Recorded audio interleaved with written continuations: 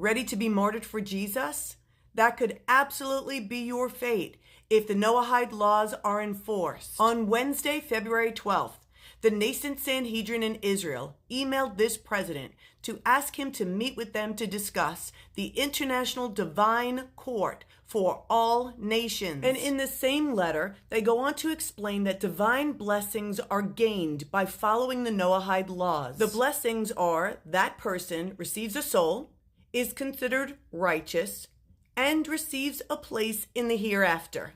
They go on to say that Trump was elected as a Cyrus to fulfill a heavenly mission to unite all believers in God. They're calling on him to establish an international divine court for all nations. Now, Revelation 17 does speak of a one world religion. It is the great harlot. And it's a religion that excludes those who refuse to worship the Antichrist, to worship the beast. So let me show you how we get from Noahide laws to a false one world religion. Here are the 7 Noahide laws. And who is considered liable to answer to these? Another Noahide. Muslims and Christians are also considered Noahides. Now, since the Jews only believe in God and not Jesus, that means that as a Christian, we could be liable for breaking these first 2 rules when we profess our faith in Jesus. The premise of these laws is that God is God and there is no other,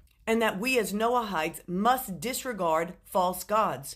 Well, to the Jews, Jesus is not God. If the Noahide laws are enforced here in the United States, then we will be subject to these punishments. And it seems like there's some variation in the information about what those punishments will be for a Gentile Noahide. Some say capital punishment will be the maximal punishment, and some say capital punishment is the punishment. This will truly test our faith, because we know that if we do not confess Jesus before man, he will not confess us before his Father. And that we cannot honor the Father unless we do honor the Son. If Noahide laws are enforced, then we will need Noahide courts here in the United States. And conservative judges are the required type of judge for these types of courts. So the Noahide laws may bring the death of followers of Jesus, those who won't waver in their faith. And the world will be forced to accept one God alone, the Jewish God. So when the Antichrist stands in the temple and proclaims himself to be God,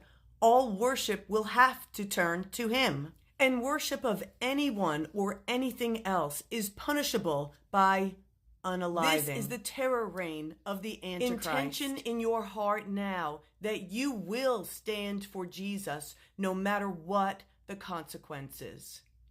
God bless you all.